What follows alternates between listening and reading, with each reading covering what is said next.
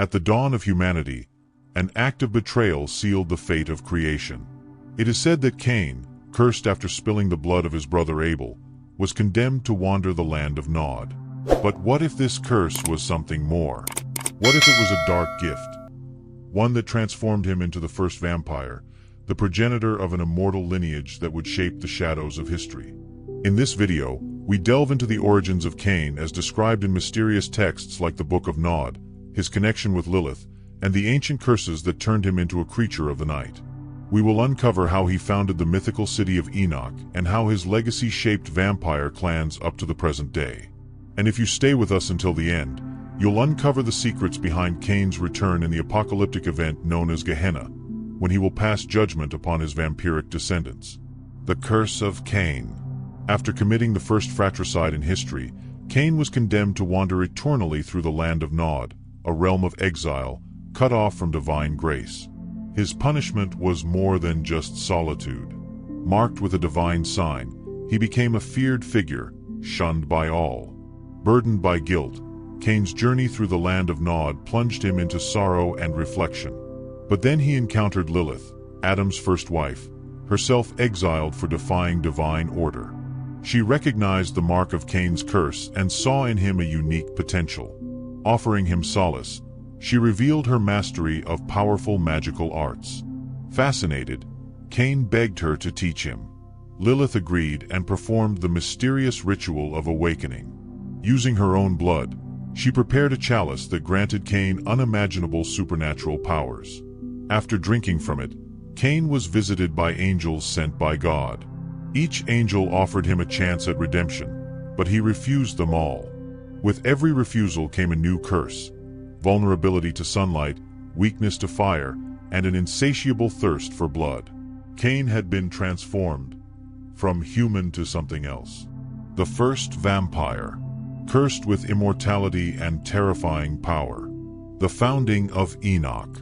Armed with his newfound powers, Cain severed ties with Lilith and continued his wandering. Eventually, he discovered the path of blood, a mystical connection that would bind all future vampires. Yet, his soul remained hollow, tormented by guilt and isolation. Then, Cain found a small agricultural community called Ubar, inhabited by the children of Seth. His divine mark and aura of power struck awe into the villagers, who began to revere him. Ubar was ruled by a young king named Enoch, who, captivated by Cain's presence, abdicated his throne so Cain could lead.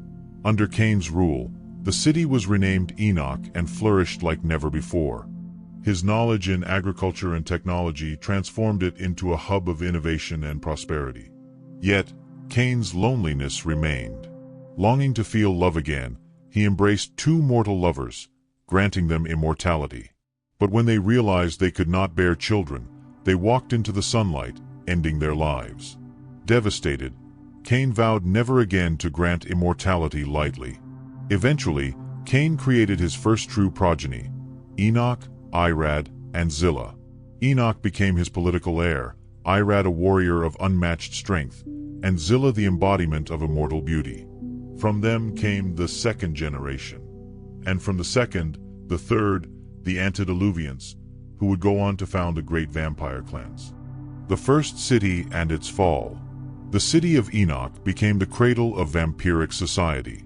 Under Cain's guidance, temples were built, laws established, and a fragile harmony maintained between mortals and immortals. At the heart of the city stood Cain's ivory throne, a symbol of his rule.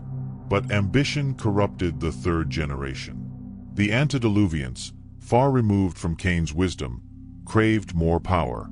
Intrigue, rivalry, and rebellion festered. Then came the Great Flood, a divine punishment, some believe, for the sins of the city. The deluge devastated Enoch, wiping out temples, monuments, and lives. Cain, heartbroken by the destruction of his creation, vanished into the shadows.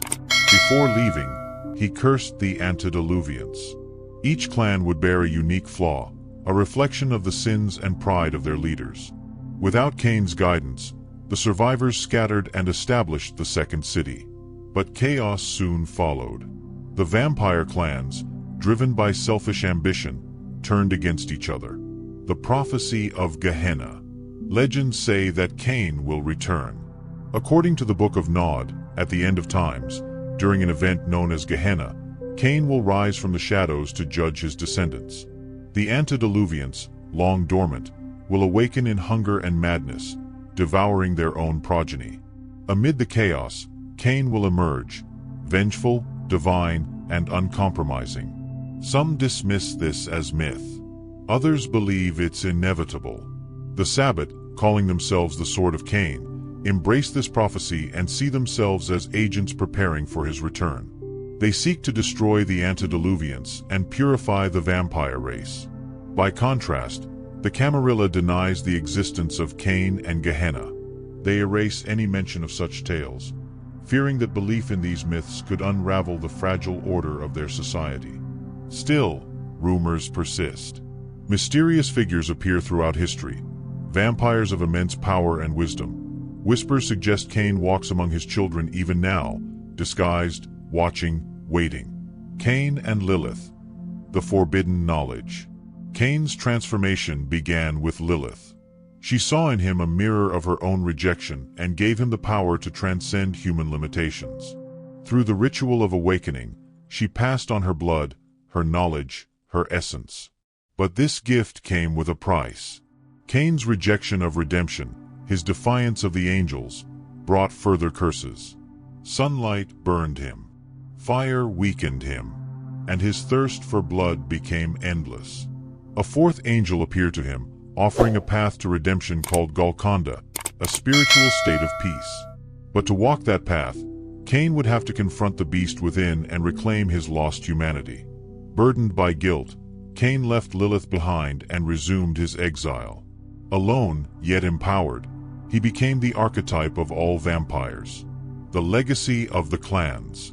Cain's children, Enoch, Irad, and Zillah, gave rise to the Antediluvians, who in turn birthed the major vampire clans. Each clan inherited traits from their sires. The Toreador, from Zillah's passion and obsession with beauty. The Bruja, from Irad's strength and rebellious nature.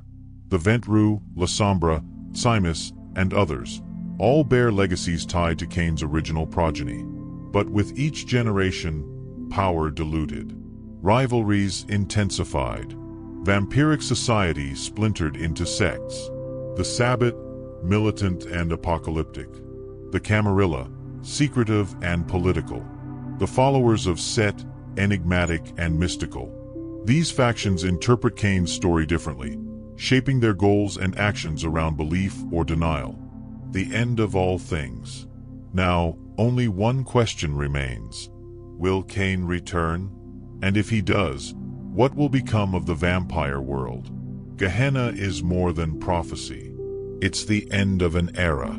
An apocalypse foretold in whispers and sacred texts. A time when the sins of the blood will be judged, and the Dark Father will decide the fate of his children. To some, he is salvation. To others, annihilation. But one truth remains. Cain's shadow looms eternal. Will you be ready when he returns?